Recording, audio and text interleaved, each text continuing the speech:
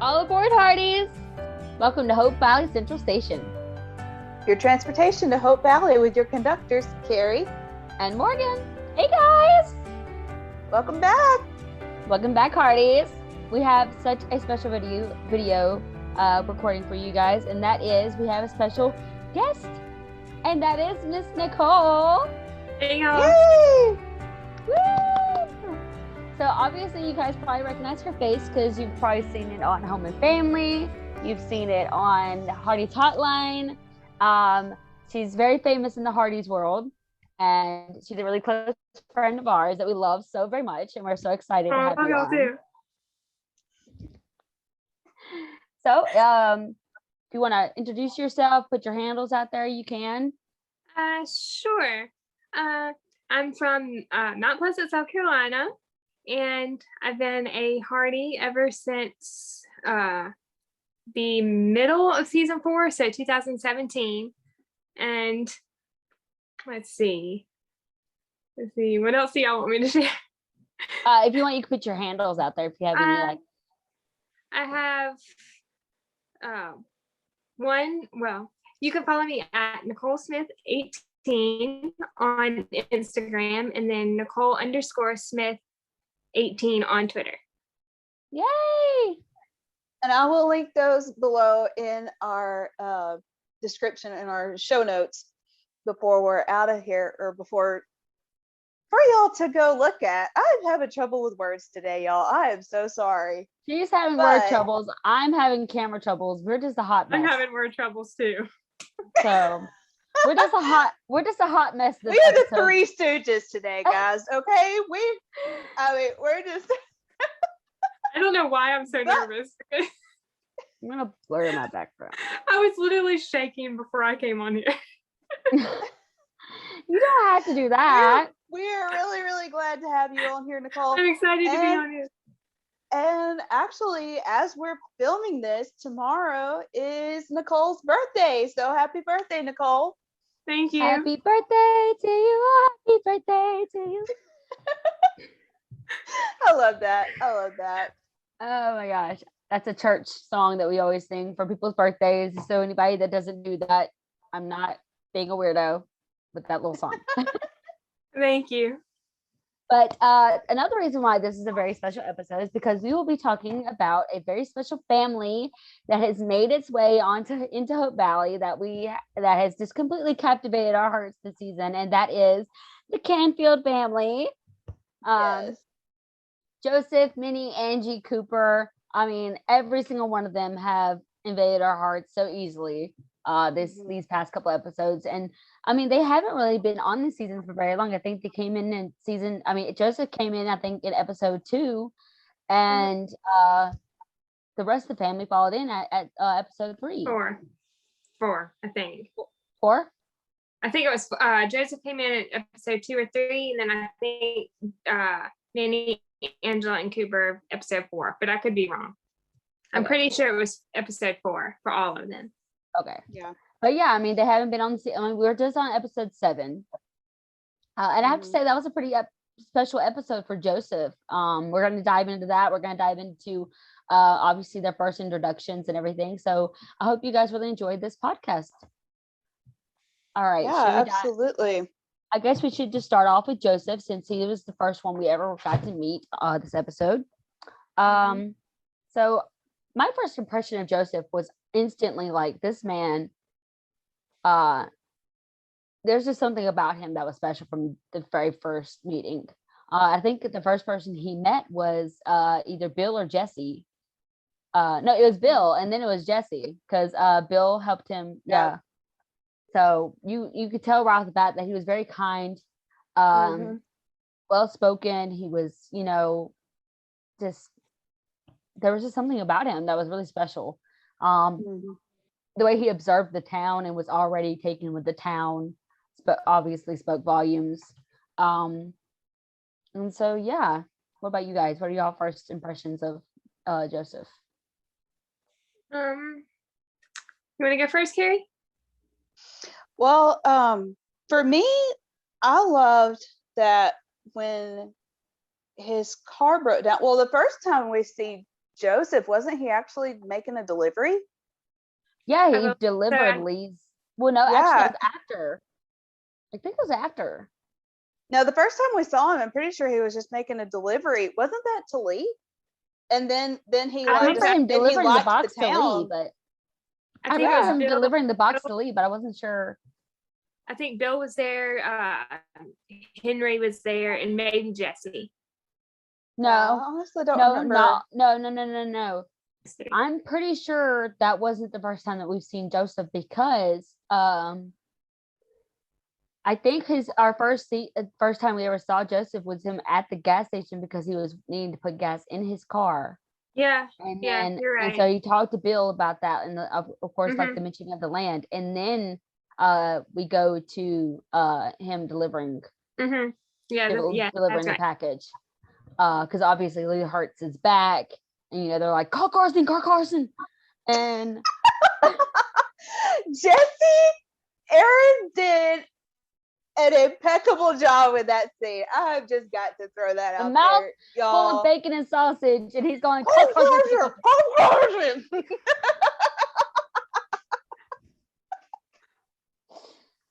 And so, and then of course he does the very just like, oh, touch your heart moment where he tells Rosemary that he's going to be praying for Lee. Mhm. Yes. And that, I mean, she even was taken back from it, like, oh, Yeah. So yeah, since we've established how we first meet Joseph, let's go back to his first impressions. Yeah. Well, first of all, some people might recognize Viv Leacock from Viv other Lee. Hallmark movies, the Haley Dean mysteries, especially. He was on a couple of Murders She Baked movies. So few other appearances. Didn't he wasn't he in a movie with Paul Green? Not sure. I don't think he had that big of. Let's see. I can look it up. I can look it up. Actually. I'm pretty sure Paul said something along the lines that he'd worked with Viv before him coming on to Hope Valley. I think the showrunners even talked to him about how they hired him, and he was like, "Oh yeah, man, you made like the best choice. He's amazing." Give me one second. Another really cool fact about Viv Leacock is that his kids who play Angela and Cooper are actually his real life kids, which is really cool. Now, Minnie really sweet. It's really sweet, and you could see, and I think that's amazing because like one, that's giving some authentic, we know for a fact they look so much like Viv. And that like close father daughter son thing is not that is not acting. It's just them being them, pretty much. I'm sure. Yeah.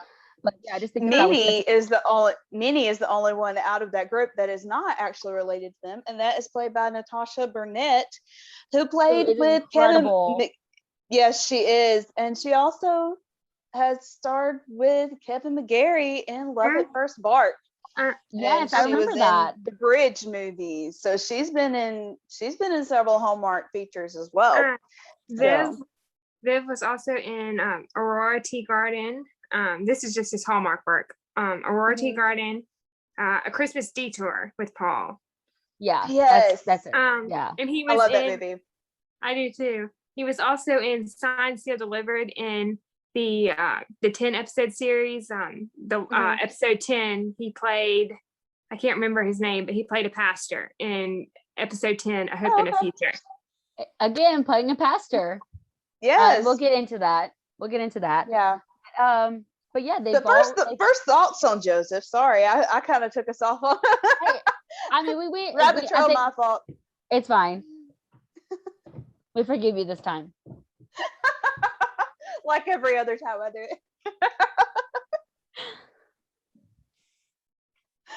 it. Okay. But yeah, first thoughts on Joseph. To me, I think the first thing about Joseph that actually stood out to me, or the first things I guess about Joseph that stood out to me, were when his car ran out of gas and he went back, he gets the gas can and he starts walking back to Hope Valley to get some gas, and he starts singing "It Is Well With My Soul." That really just kind of hit me. I love that song. Yeah, I stopped I've in my always tracks. I was loved like, that wait, I had song. to go back. Yeah, I rewinded it, and I was like, oh, yeah, it was just such a sweet, sweet moment. And then, of course, when he told Rosemary, "I'll be praying for your husband," and she's like, "I'm sorry, what?" You know, I mean, it's just, it has been a while since we've had, don't get me wrong, like Faith has still been a part of the show, but it's been a while since Faith has been this much of a front runner in the show. And I am really, really glad to see that being brought back. And it's interesting to me to see that Joseph is kind of fighting his calling as a pastor. I'm actually kind of glad that they're bringing that storyline in, because I think a lot of people don't understand that some people who, like, a lot of people obviously call themselves into preaching, but I mean, my belief is that God calls you and he puts that on your heart. And just like, you know, and that also kind of symbolizes everything that's kind of going on with Elizabeth. You know, she's fighting her heart. Joseph is kind of fighting his heart in a way when it comes to this. He did it, Viv did an interview, and what he basically says, and we kind of get an inkling of this whenever he's talking to Bill, because he mentions how, you know, times are about to change when it comes to vehicles and gas, and like, you know, with the oil company booming and like people buying cars and vehicles and everything like that, you know, like this is going to change whether you want it to or not. And I think, and he talks about this in this interview, but he pretty much says that Joseph wants to be a part of that change, that he wants to be a part of the motor vehicle aspect of the show. He wants to help bring that into I hadn't really thought about that. But that's an I interesting didn't think angle. about it either. That was the only inkling that we've ever really gotten as far as it coming to vehicles and everything.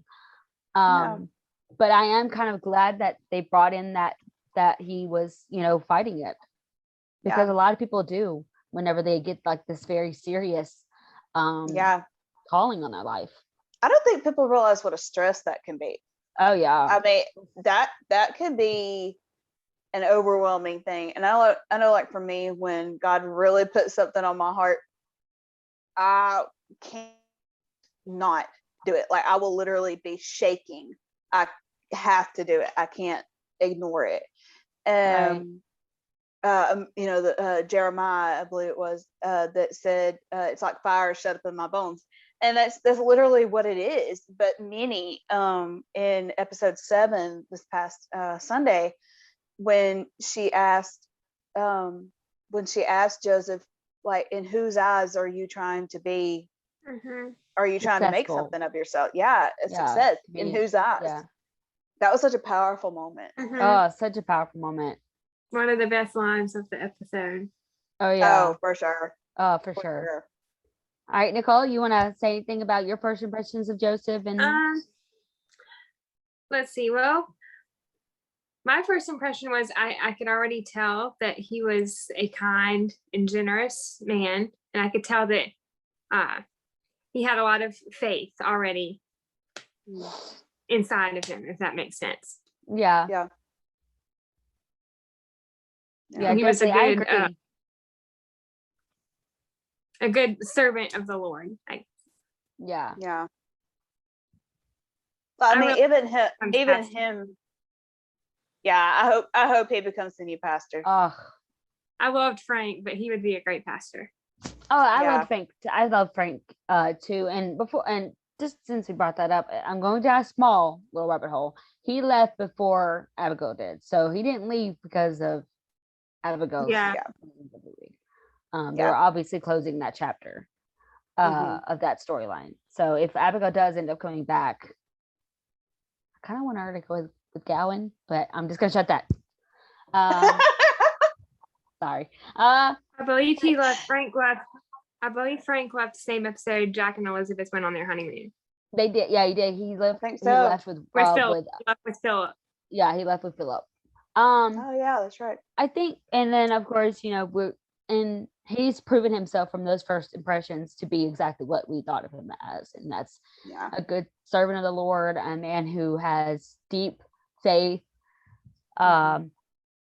I had to just say, like, I was I was kind of like Kerri. I was a little shocked that he was fighting it, but then again, I'm glad that they're making that a storyline for him. I think it's very Yeah. needed. Um, and yeah, I'm just really glad that they're finally. I'm like Kerri. I'm so glad that they're finally really just talking about God so openly and Mhm. honestly, I don't. and they're Yeah, I not don't. Go ahead. they're not running around it. You know what I mean? Yeah, Mhm. I was gonna say I don't think. I know they did a.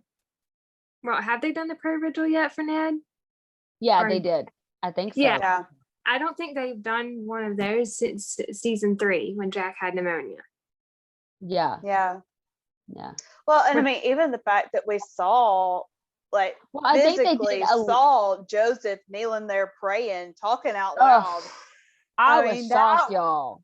I was so happy though. I mean, I I was so agree with you. happy I was too. shocked, but I was so happy because it was like, and I mean, kind of not to go there, but to go there, especially during these times. I love that they're bringing what is the Prayer.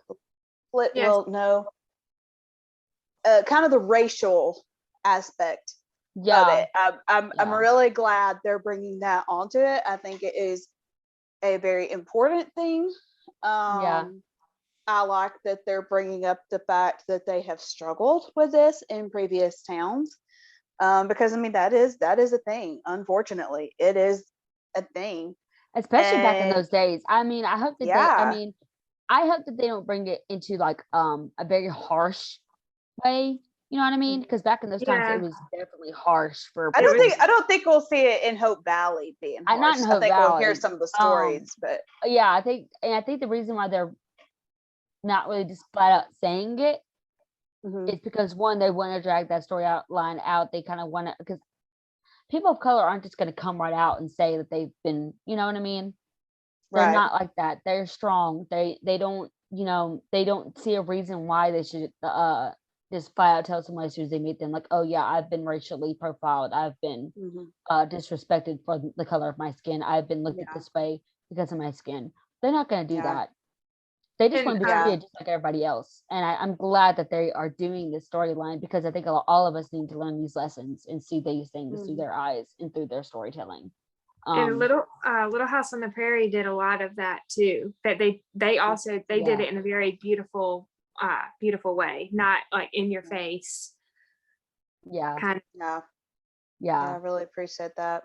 Maybe one of these days we'll get to get one or more of the members of the Canfield family here on the podcast. That would be really cool to That'd be have so them on cool. here. That'd be so That would be cool. really cool. Um, I think, and of course, going into him and Minnie's relationship, you could see like them being so different in the way that they parent Angela and Cooper. Mhm. Especially Angela more than Cooper, I guess. And I'm hoping that we'll see more about Cooper. Yeah. But Minnie, I could just tell right off the bat that she is someone who sticks to herself and Mhm. what she sees and what she believes is right or not. And that could be a really good thing, but it could also be a bad thing as to why. I think a lot of it comes from the abuse that they possibly went through in the last couple of towns. Yeah. And I think that's the reason why she's been so weary of just being open to people, especially with Mhm. Angela, especially with, for instance, Elizabeth coming in and saying, I would love to teach Angela. I don't think it ever really came down to her being blind. I do not think Yeah. that was the only reason why Minnie had reservations about allowing Elizabeth to teach Angela. Yeah. I agree. And I I'm do so think glad one that thing that's important though, like I understand why Minnie is so, I'm having trouble with words, y'all. Why she is so protective of Angela. oh yeah, I would be Um, too. I understand that, but at the same time, Minnie's not always going to be there. So Angela has to learn to take care of herself. She And I can't think always I depend on somebody else. and you could tell that she's someone who wants to be in charge of her life, who Yeah. is kind of like Rachel right now. Mhm. wants that independence as much Yeah. as she can get it. And I think that's how Joseph sees it too. I think Joseph sees it like that because, whenever Angela started climbing on the wagon to get to the piano, you could tell like Minnie instantly was like ready to get up and grab her. But Joseph quickly grabbed Minnie and was like, no, just let her be. She's like basically saying like she's got to learn how to do things by herself that she can help. I'm not saying just let her go off and do whatever she wants. I'm just saying like let it be in a controlled environment. Mhm. We're right here. If something happens, we can get to her. Yeah. But Well, I'm and glad. it was kind of funny because that was brought up a little bit in episode 7, I believe, when Elizabeth's like, maybe we kind of just need to leave her alone and let her do it on her own. And like Angela's in the house playing this gorgeous classical music, and then she starts playing what sounds like barroom music or something, and Minnie's like, "You sure about that? Because that's what happens when she's left to herself."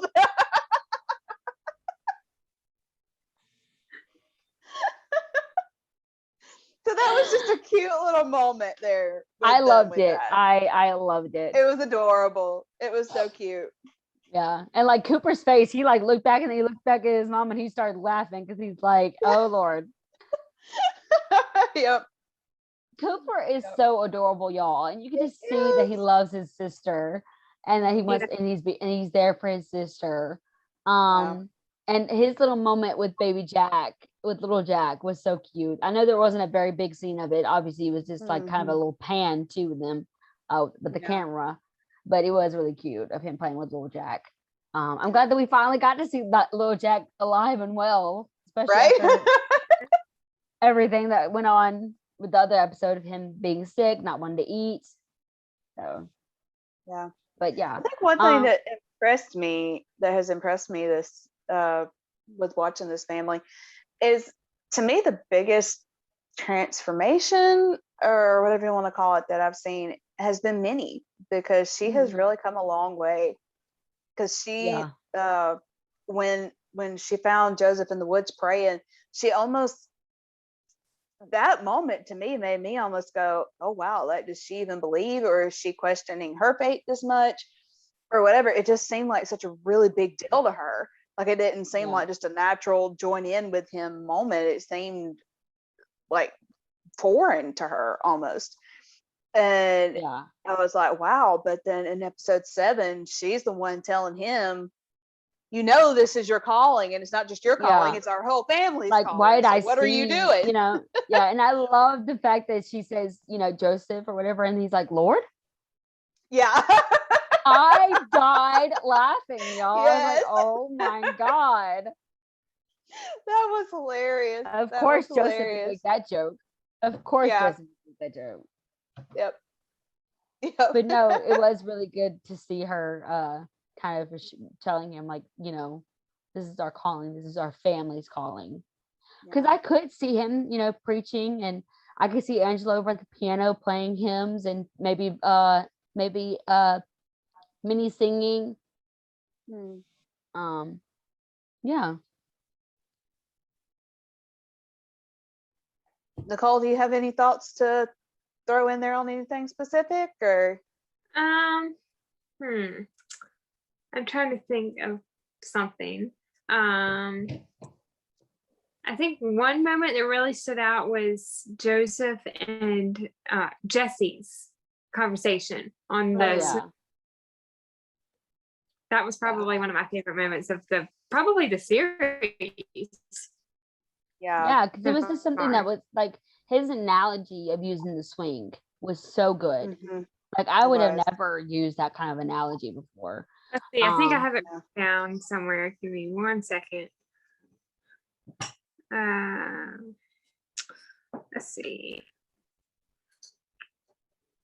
Okay, yeah, here it says, I didn't write the whole thing, but I wrote the second part of his speech or conversation. Most couples leave God at the altar the day of their wedding, but if you keep him with you, he's there to hold you up together. Like the beam. Yeah, it is so beautiful. You can't love his analogies. Yeah, and like he basically says, along the lines of, the legs, you can't stand on your two legs on your own. You need the beam in order to carry you. 2 legs and the Mhm. crossbeam, I think is what he said. Yeah, Yeah. 2 legs and a cross beam. With God being the crossbeam. Yeah. Yeah. Like I loved the scene with him and Clara too, because Mhm. Yeah. she comes up and she's basically asking him for advice, and he's like, "Oh, I've always got advice. It's just a question of whether or not I should give it." And she's like, "Please." So then he tells her, ask Jesse to come home, and she's like, "No." And he's like, "You asked for my advice," and she has this, but that's not what I wanted to hear. Look on her face. Yeah. But I mean, I love that Joseph pretty much will tell anybody, if you want my advice, then I'm I'll gonna give it to you. Yeah. But don't ask for it if you don't really want it. And that's also, it's so funny because like I remember obviously the barbershop scene where she's talking to Faith about this, and Faith pretty much says that she doesn't think it's time for her to come back. I mean, for Jesse to come back, and that was literally an episode before, and that goes to kind of show you that you might need to take, like, I'm not saying that what Faith said was wrong or whatever, but you have to take in the situation that Faith's already in herself. Yeah. Be careful about who you go and ask advice from, Yeah. and Faith even called herself, she's like, who am I to give advice? I mean, I'm struggling so much with Carson. She even said flat out, like, maybe I shouldn't be the one giving advice, and I'm not saying that her advice was wrong. I mean, I guess when you get so wrapped up in emotions, it's so easy to be blind to what needs to be done. And I do say that Claire is not wrong to feel the way that she feels. I mean, he lost their entire savings that they've been saving in order to buy land and build a house. I mean, that's what you do when you get married, is to make those plans if you don't already do it while you're engaged. Obviously that kind of stuff gets, back in those days, you didn't do any of that until you got married.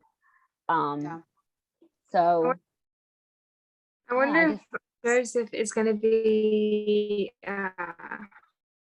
of the people that gives Elizabeth advice, maybe, with all of her. I think it's coming. I would love to see that. I would love to see that. I would love to see that. But I'm also ready for Elizabeth to have a heart-to-heart with Bill too. We have yet to see that really happen this season too. Just his I'd love to see a good conversation between Joseph and Nathan. Ooh. Just Joseph and Jesse's conversation, and like him them talking about Elizabeth made me think about that. Like, I wonder if Yeah. I mean, it'd be kind of nice for her. I mean, honestly, while I think about it, it's nice for Joseph to think about Joseph giving everybody in the town advice, because it sounds like everybody in Hope Valley needs his advice. He sounds like he just needs to get them all in the church and start preaching to them. Preach a message. Preach a message, brother. I'd love to see a conversation with Bill and Elizabeth there, but that's in Rosemary. Yeah. We're missing that. Yeah, and Rosemary too. Like, there's so many missing stuff. And and honestly, guys, I will say this: John Tinker said, I don't really follow along with John Tinker. I don't, because he's not going to straight up tell us who's right and who's wrong. I will say this: he did admit in his he what? Nothing. He did say in his live stream that he did make an error in some ways, because he got so caught up with being the showrunner that he got a little crazy with the storylines and stuff like that, and he probably did drop the ball in some areas. So let's all pray for John Tinker that next season won't be so jam-packed. Well, I mean, we talked about that. Yeah, we talked about this. Because I would love to see more scenes of Joseph and Minnie and them, like, establishing themselves. Yeah. We talked about this though, that everybody, and kind of no offense, Hallmark or any of the writers or anything, but everybody hated season 2. Like, I did not know anybody who did not hate season 2 when it was going on anyway. I didn't hate it. It wasn't my favorite. Well, I have to like going Well, let's back word it this now, way. I enjoy it. It's They the were great. it's the least liked season of all of Hallmark. Let's just put it like that. There were And great this moments. might There were Yeah, great moments. There were Yeah. some not so great moments. Season 2 is more one of those, and I feel like season 8 is going to be the same way. That while you're watching it, while it's airing, and you're having to wait the week in between and stuff, it's torture. I mean, it was absolute torture watching season 2. Yeah. But I mean, it was a new show. They were trying out different things, seeing what people liked, what they didn't like, and they sure found that out. And they have never made that mistake again. Sorry, Hallmark. But we love you, Hallmark, but you missed the ball there. Yeah. You But did not strike it out of park. But to It was go a back foul. and rewatch season 2, there's actually a lot of good moments that just got overshadowed Yeah. by all the emotion at the particular time that it was airing. Yeah. So I feel I like think season 8's definitely going to be like that. yeah. I mean, if you It is think like about that. it, too, is when Jack and Elizabeth first said, "I love you," stuff like that. So there was a lot of good stuff in season 2, but at the time it was so overshadowed by everybody hating the rest of it so much. And if you think about it, that was the height of the triangle stuff with like Jack and Charles and Elizabeth, and Charles ends up proposing. So I mean, the season 2 and season 8 thing is for real on the emotion.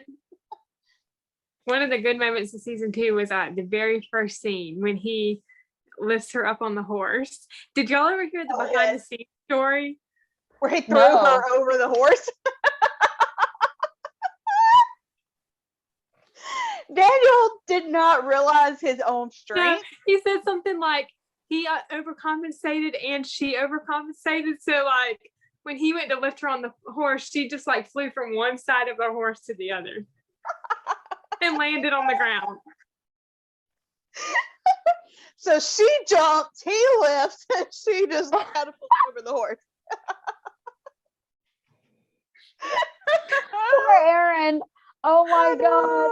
I will send. I know you've seen it, Kerri, but I'll send it to you, Morgan. I think I've got please. I would love to hear them talk about that story. Oh my gosh, it was hilarious. It's a bonus feature, like interview of this long interview with Daniel and Aaron on one of the season 2 DVDs. Okay. Yeah. Okay. Yeah. I would love to see that. That was a hilarious story. Yeah. I think one thing. And then the audition story, of course. Oh, the audition story. The audition story is great. And I gotta say, Kevin has a great audition story. He does. He has a great audition story. If anybody doesn't, I think y'all. Yeah, I think in our first podcast. I think you might we have talked told about me it. like in a message or something. Yeah. Yeah, I think I even sent you the video. I think you did. Yeah. Yeah. But, it was an incredible story. I think one thing that stood out to me, and we're gonna know you and I talked about this on a video chat, but one thing that stood out to me, I think, and this is okay, it's gonna kind of go around the cow shed to get to a point here. So it's gonna seem like I'm rabbit trailing, but I'm not really. Is that this season, and especially in episode 8 and 9, I think, with Nathan's Secret coming out, that Elizabeth is going to kind of be forced in a lot of ways to finally, or she's going to have the opportunity, I guess, to finally work through a lot of things with Jack and kind of move on from that she hasn't been able to process up to this point, but she's going to finally get to process all that and get it out. Yeah, because it was like the wedding, and then like 2 months after, it's like Jack died, and then right after that, she found out she's pregnant. And then like right after that, Lucas and Nathan come. So it's like bam, bam, bam, bam. Yeah, the poor girl hasn't had a chance. No. But I mean, she probably had a chance to grieve, but there's a healing part in the grieving that she probably didn't really get to really set herself inside. I think I heard there's like 7 stages of grief, I think. Yes.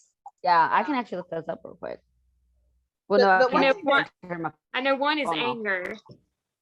Yeah, like there's anger. We're finally going to see that one coming out this week. This coming episode. But Yeah, something there's that like stood out- anger, there's disbelief, like not being able to really accept, like no, like acceptance, and then I obviously think like we the saw that bridge. one more around Christmas when she kept Yeah. saying, "I never thought I'd be doing this alone." Yeah, and Yeah. just a lot, and then finally accepting. But yeah, there's Yeah. also like the healing process, like you had to really get through all of the whole. You had to kind of meet each step. Like everyone goes about their actual process differently, but still, I think and some people actually just go numb. I know on Heartland, which is another show that Kevin does, they one of the main characters just became a widow, and she done the same thing. She definitely talked about how she never imagined having to raise their daughter alone, and like pretty I much haven't seen it, but I heard about it. just just pretty much describing herself as the first year that he was gone. She was just not, like, it's been a year since he passed, pretty much just going through that year just numb. Everyone's different. And that's why I have been trying to be really easy about my judgment against Elizabeth. But I want to see, I think that with especially the fact that they have this entire scene happen in front of the town, I feel like I kind of see Minnie pushing Joseph to Elizabeth if Elizabeth doesn't come to him. Because I think Minnie's going to resonate with that as a woman, Mm-hmm. being like, she needs help. She needs a word from God. And Got you it. are the only man who is going to be able to give her a word from God that she needs. And that's exactly what's missing from Elizabeth right now, if you think about it. Yeah. Gotten Yeah, it guidance. really is. I She's feel like gotten guidance. Huh? I feel like she's kind of lost her faith, maybe a little bit, A little or bit. her faith has been shaken. I guess is the right way to Yeah. put it. I wouldn't say it's Right completely now, lost. fear is overtaking faith. Yeah, Yes. It exactly. really is. Not that she doesn't And have faith, it but fear says is in the Word of overriding. God, it says in the Word of Faith God over- that he did not create the spirit of fear. That is of the devil. Mhm. He And says then faith- it's in there. Yeah. Yeah. So her working out in Faith- fear. Faith over fear. Yeah, faith over fear. But yeah, it's just it's not of God. Fear is not of God. And Yeah. I think, and she needs that guidance from him. And Yeah. he's the only one that's really going to be able to give her true godly advice that she needs right now. And I think if he Yeah. doesn't go to Elizabeth on his own, then I think Minnie's going to be like, look, I know you're struggling with your own calling right now, but she needs you to Yeah. speak a word to her. So I really want to know what Minnie knows about Fort Clay because of the promo. Like, what does yeah. Minnie know? Yeah. Yeah. To circle Definitely. back real quick to where I was going with that, with Elizabeth, kind of working through some stuff and whatever. Morgan, you and I talked about this, of her kind of being able to move on from stuff this season, Mhm. and over the next few episodes. But one thing that Joseph mentioned, and I think he might have said it twice, correct me if I'm wrong, but I'm thinking he might have said it twice, was that the church didn't have a bell. It didn't have a pulpit and it didn't have a bell. Yep. Yeah. And didn't it's have a- like, yeah, but Elizabeth, I mean, the church doesn't have a bell because Jack gave Elizabeth that cowbell. And that's what she's been using this entire time. And it's like, if Joseph comes in as pastor and gets an actual bell for the church, that cowbell not being there anymore is gonna be, Morgan, I think you said that would be bigger than her taking her rings off for her to not be using that bell anymore. I did. I said that's gonna be more defining than the rings being taken off. Because Jack promised her that he would get her a bell, but until then he gave her that cowbell. Mhm. After she finally kind of proved herself by taking care of that the dairy cow. Really, if the cabin. that they named Lizzie. I wouldn't brag about that if I were you.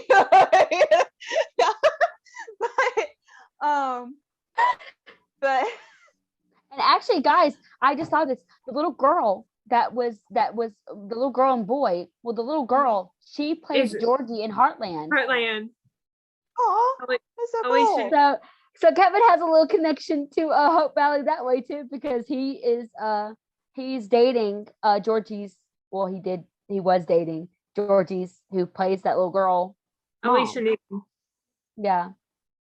Wow. And she's incredible, but even at that age. I didn't even realize that until a few years ago. I was like, are you I kidding didn't me? realize it That's the same until person? recently. I didn't see that until recently because somebody shared the clip. No, And yeah, it was I hilarious. think I started watching Wind Calls the Heart before Heartland. And then when I got up to the episode that Georgie first came on, I was thinking, okay, this girl looks familiar. Where have I seen her? So I think I looked it up and I saw that she was on Wind Calls the Heart. I was like, oh, there's the connection. Yeah. Yeah. I mean, really, if you think about it, with that bell, if Jack told her that he was going to get her a bell for the school, but until then to use the cowbell, then really having a bell in the church would be such a sign of completion. Oh yeah, because he built that church. Her life. Yes. He built that church with his own hands. And Yeah. to see them, and for things to be added to it. Yeah. That if I'm really hoping that Joseph becomes the new pastor in Hope Valley. But if he does bring that bell in, that is going to be such a sign of completion in Elizabeth's life, and just kind of in the church, honestly. Because like Frank didn't bring a bell in. The guy who married Claire and Jesse didn't even have time to do nothing other than marry them, and then he left. Right. So I mean, that one hits me. I don't know why, but that one just really hits me. I think Joseph is going to definitely stick around, and I definitely can see him doing it. Maybe not this season. It might happen after the rings. Yeah. I kind of hope not. I kind of hope it happens before the rings, but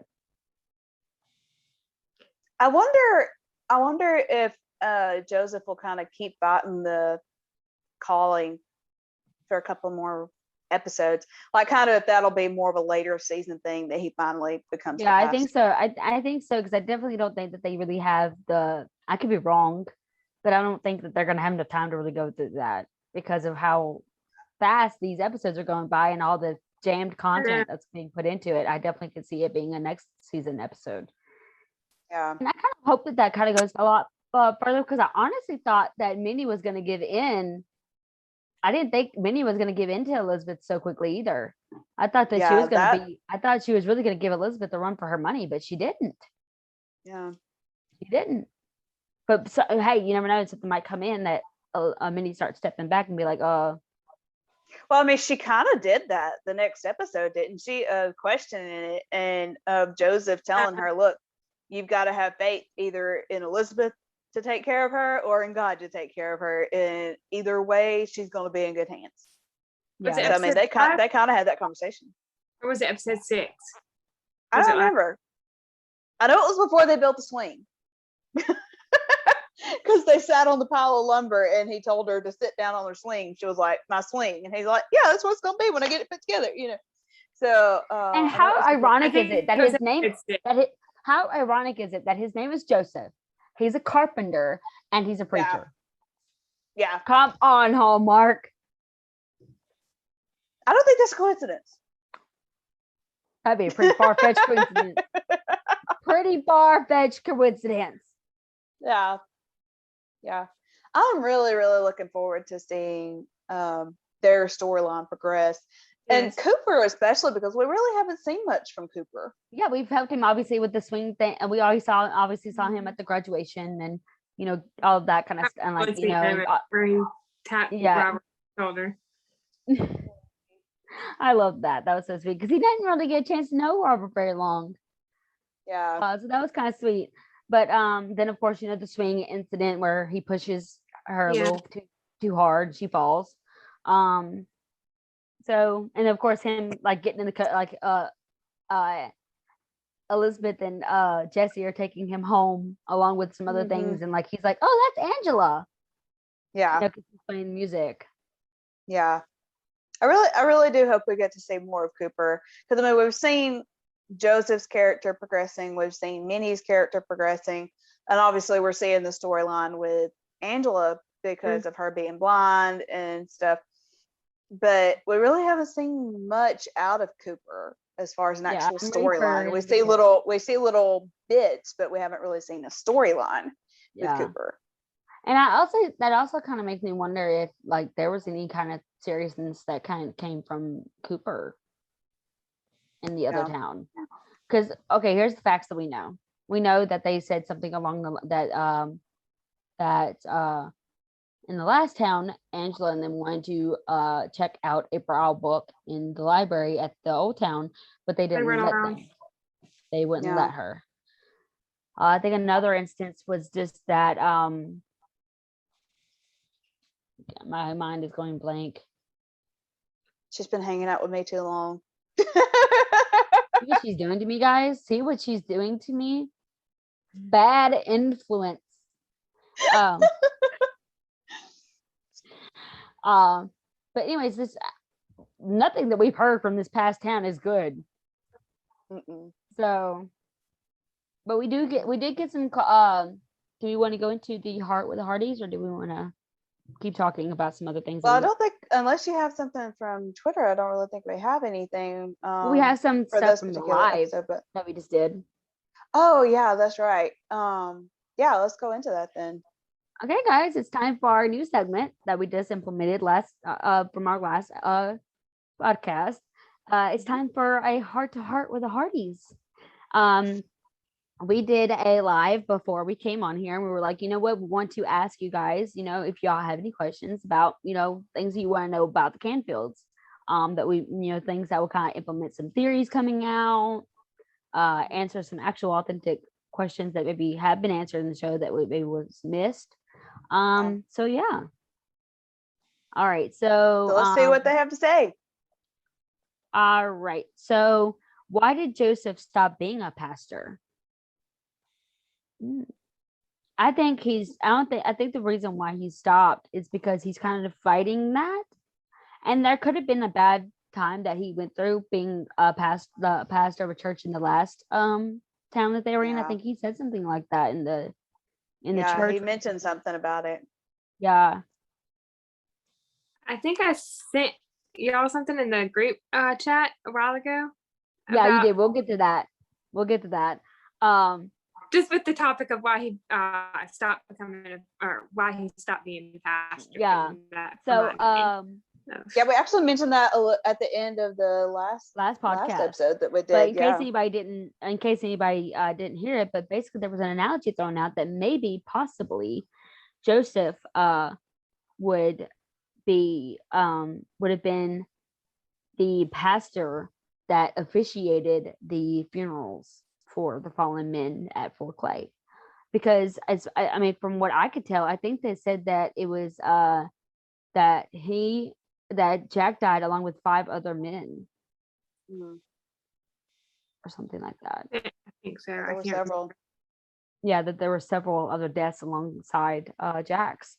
And usually, I know, like in military, I feel like whenever you're out away from home and you're at a fort or whatever, and you're in wartime, you're in all these different things, they do tend to have like a small little funeral for soldiers that are having to be shipped home, and different things like that. So that could happen. I'm not saying it didn't happen, but I definitely feel like Minnie knows something from the promo. There's just a tone in her voice that's like, I'm trying to connect the dots here. I need some information that you know about your husband, kind of thing. Like there's that, or maybe that name sounds familiar, and maybe it's a different Jack. So maybe you should tell me how you lost him before I get into my reasons why. I think I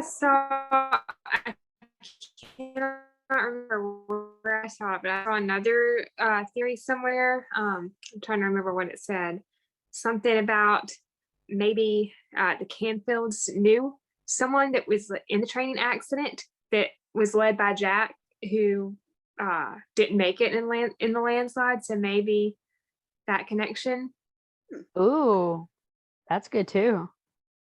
I cannot remember where I saw it. I wish I could remember so I could credit the person, but it was on Instagram.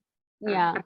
That's a good theory too, but I could just tell by the tone of Minnie's voice that they know something about this, that it sounds familiar to them, and they're trying to connect the dots. And that also kind of opens it up to possibly, I hope they don't do this, because I hope that they don't, I guess,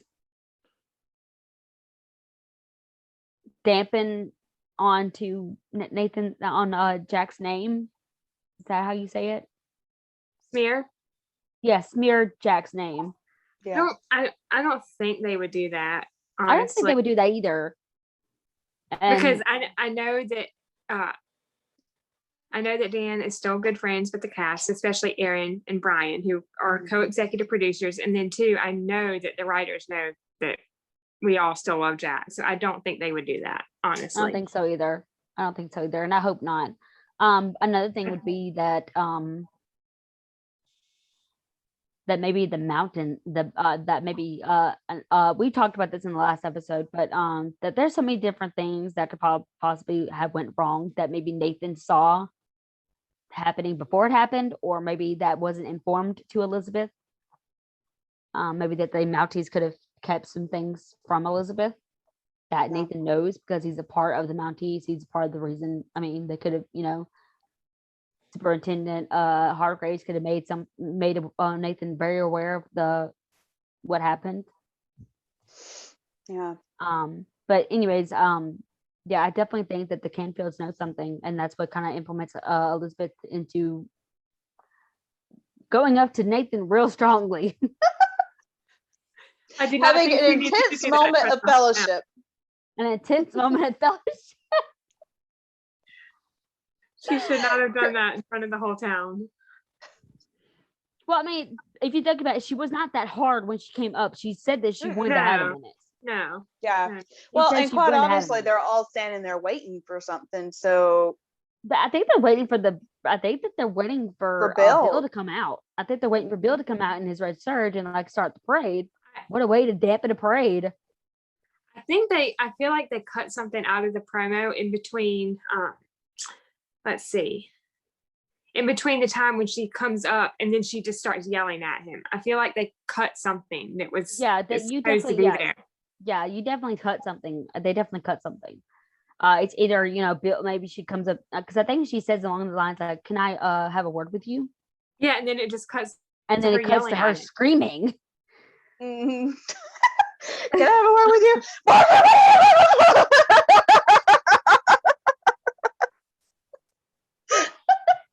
Sorry. Oh my god, that was perfect. Oh my God. Guys, I said this at the beginning of episode 2, and I'll say it again. If y'all are still here listening to us, y'all are very brave, okay?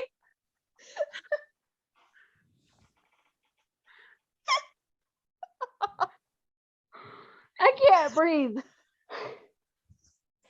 I've got this like is a literal switch. tears rolling down my face right now. This is a switch. Usually she's the one telling me to breathe. Oh my god. No, I got seriously. literal tears falling down my face right now. That promo, literally, when it went from her just casual, like calmly walking up to her screaming, I thought to myself, oh my goodness. Yeah, like what just happened here? What is going on? Yep. Sorry, Morgan. I'm trying to compose myself, but it's hard because you'll have to understand, Kerri never does things like that. So, Or something is about to go down. Yeah. Seriously. my stomach hurts. Okay. How about we just move on to the next comment or question from You know someone what? and We change should topic. edit this. We should edit this into a sneak peek, and that'd be the sneak peek.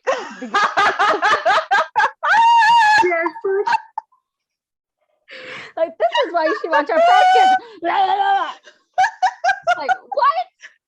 What? This is supposed to be about the Canfield, and you're screaming at the camera?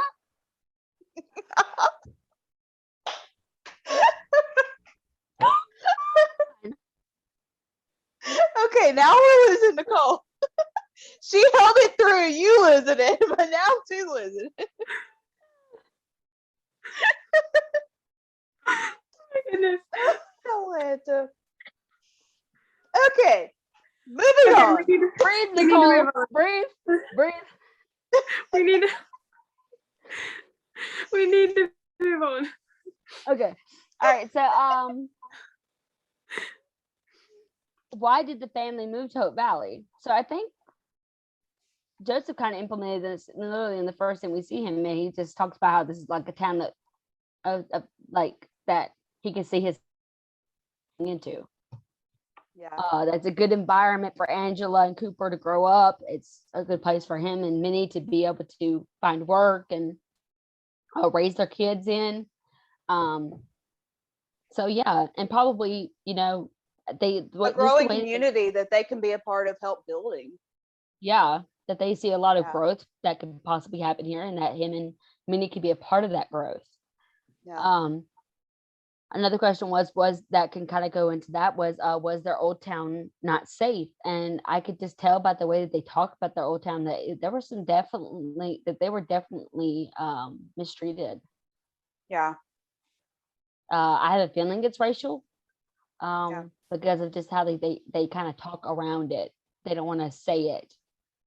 I think it's partially racial, and I think another thing is Angela being blind, and I don't mean this in a bad way, but I know, I mean, I will just say it, I wish I was good with people with special needs. I just am not. I never have been.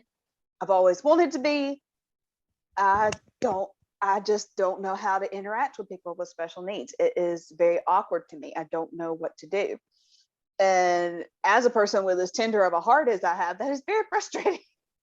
Frustrating to me to she's not know how to yeah, connect with somebody. honestly, So, like yeah.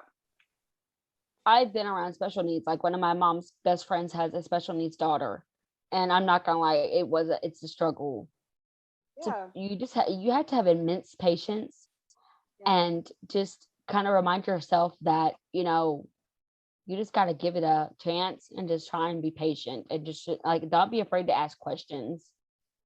Oh, word. I was just thinking about this, and this is kind of a rabbit trail, but one thing that for me, there were several God winks. The shirt that I'm wearing is from a movie that I worked on, and by the time this particular episode comes out, they should have the official trailer for it released, and I'll try to link the trailer if I can. But the director's son, one of his sons, is autistic.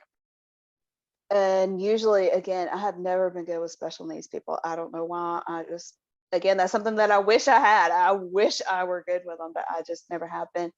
But there were so many God winks in this movie, working on this film and stuff, that it was just so obvious that God had his hand on the project. Like literally, we would have people come on set for one day, roles, and they would leave shaking their head going, there's something bigger to this than any of us. I mean, it was that obvious that God had his hand on it. So it was so incredible. But I told my director, I said, one thing that for me is another really big God wink, that this is where I'm supposed to be, what I'm supposed to be doing. I said, it is not awkward at all for me to be interacting with your son. And I have never in my life been able to just easily interact with someone with special needs. I just never have. But it was the most natural thing in the world to stand there and have a conversation with him. At one point, I asked him if I could take a picture with him. And he was like, sure. So I took a picture, a selfie with him. And he was like, he kind of had his head down. He was like, why did you ask to have a picture taken with me? And I was like, I've taken pictures with a lot of people on set. I like to make friends. I like to take pictures with the people I've made friends with. And he was like, it's not just because I'm Stark's son. It's like, because nobody ever asked to get their picture taken with me. I literally almost cried. Like, I had no idea that one little thing that I did. I'm like, no. I'm like, I wanted to take a picture with you, But that for me, sorry, a little rabbit trail there. That for me was something that that was a really big God wink thing for me, that I was meant to be there. Because again, that's just something I have never been able to do. And that obviously that was something I was supposed to be there because God gave me what I needed to be able to work with him and stuff. So that was a really sweet moment with that. But unfortunately, back in that time period, a lot of times people with special needs or orphans or whatever were considered lowlifes, honestly. And well, they also they don't really know I think even back then they probably struggled with knowing whether or not something was a disease and when something was just a birth defect.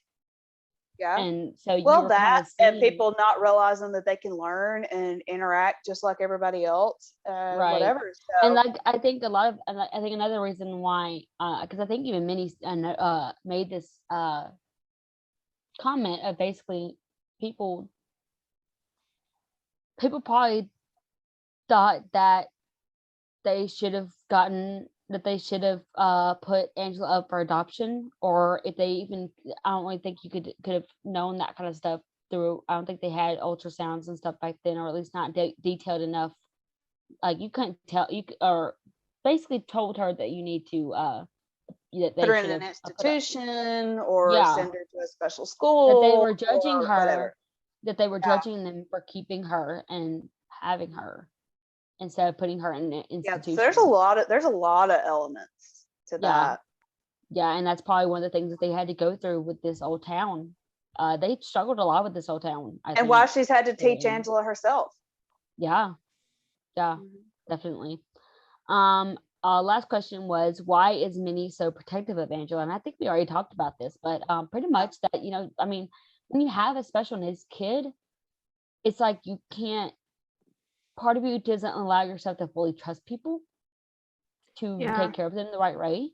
I mean, we still hear stories today of people with special needs getting mistreated by people who are in school, by teachers, by healthcare workers, by daycare people.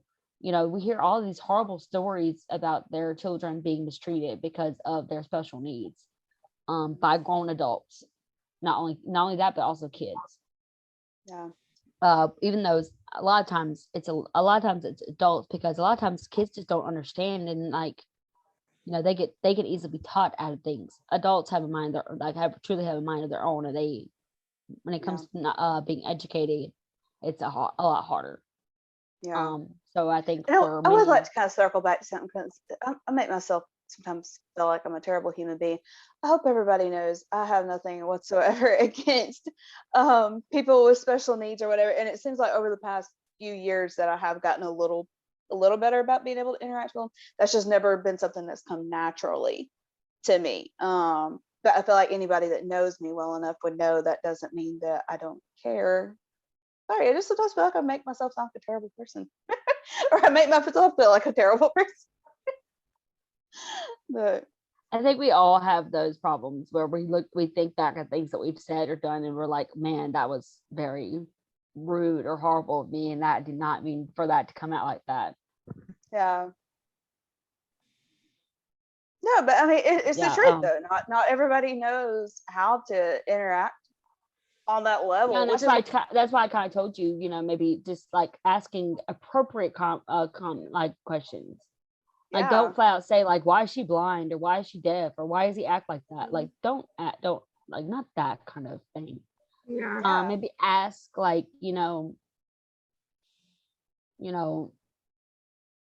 like if they're babies, maybe ask the mom, did you have a complicated pregnancy, or was it kind of something that was easy?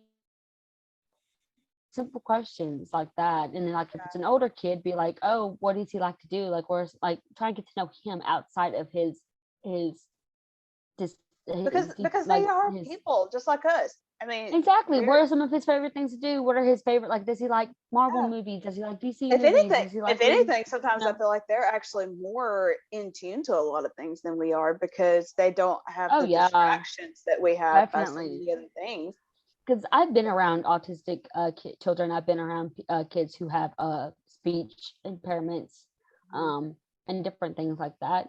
And I'm telling you, just getting to know them, asking them questions, asking the parents questions if they're nonverbal, interacting with them with things that they can actually interact with you. Like if they're nonverbal, get and that they like comic books, or that they like reading books, or they like doing things like Angela, playing the piano or instruments. Find that information from the parents and then get involved with the kid. Like it's very easy when you just think of them as human beings. Yeah. like just like you're getting to know another friend, you know. Don't go up to him and be like, "Why are you blind?" Or you know, "Can you see me?" Just Yeah. don't. Just don't. I think Yeah. our internet went out, y'all. I don't know. It did for a split second. Yeah, it was like just a split second. You were right back. Split It wasn't second. even You're fine. enough to. Yeah, you're good. You're good. You're totally good. But yeah, I think the Canfields are bringing a lot of good elements to Hope Valley. Things that in we need. so That we many, in need. so many different areas. Yeah. Things that we need to talk about, especially Yeah. in the days and age that we're in, with everything going on with people of color, the thing always to be able to speak out. They need Yeah. that. So Yeah. Yep. 100% but yeah, I'm agree. excited to see more. I hope that we do see Joseph kind of mentor, talking to at least one of the suitors. I mean, he's already kind of starting to get some conversations with Lucas, so maybe even Joseph will kind of help Lucas see that he can't force the relationship that he's with Elizabeth. Mhm. You know, maybe he'll confide. Maybe because a lot of people kind of pointed out that there was that the interaction between Joseph and Lucas is odd. The fact that he asked him like, why didn't you tell me you were a preacher? So maybe we might see some guidance coming Lucas's way through Joseph. Yeah. That's something I would love to see, honestly, is a relationship like that for Lucas, because, and I've talked about this before, and I cracked up. I think it was episode 7 that we saw that interaction with Bill, which it has struck me as interesting that in this season we've seen interactions with the same people, but individually with Lucas or with Nathan. For example, the conversation with Carson, that Lucas had the conversation with Carson and his response to it, and then Nathan has the conversation with Carson and his response to it. And then we kind of had that with Bill in episode 7, and I'm sorry, it just cracked me up because with Nathan, you can tell he and Bill have just such a incredible relationship. They're good buddies, you know. They kind of have that father-son relationship. I will never stop saying this, that I love how Kevin says nobody does bro like Jack Wagner. I love that. But the conversation between Nathan and Bill and just their camaraderie, and then we see Bill standing at the bar with Lee, and Bill's just standing there looking at Lucas like, dude. But I mean, if you think about it, like poor Lucas was just trying to be like one of the dudes. I know. But he chose the wrong though. You really don't. He chose. You don't see Lucas cracking up and being a joke around, and we haven't really seen that. We just recently finally saw Nathan do it again from like he was not at all really that joking around in season 7, or especially this episode. But in season 6, you know, when we first meet Allie, he did the dad joke with Allie, and Allie's like, "We gotta work on him." And now we're seeing Lucas kind of. We saw him with his joke with him kind of being playful with Bill, like, yeah, try that red surge on for us, Bill. You know, and then of course now we get like Lucas full on trying to tell a joke.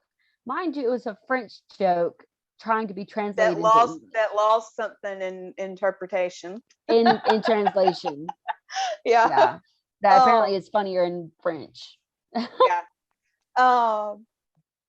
I mean, that's something that to me we really haven't seen much for Lucas. Actually, him having a good friend. Like Nathan's just pretty much friends with everybody in the town, and him and Lee have a really good relationship. Him and Bill have a really good relationship. You know, he just has a good camaraderie with several people. And Lucas, like him and Henry have a little bit of a relationship, but it's kind of a love-hate relationship going on between the two of them. Yeah. And then him and Lee are friendly, but I wouldn't say they're hangout buddies either. Yeah. So I mean, we really don't see that for Lucas, and I would really love to see Lucas have somebody in his life like that, to have that buddy figure. And maybe the reason why Lucas, I think one of the reasons why Lucas maybe doesn't have the easiest ability to become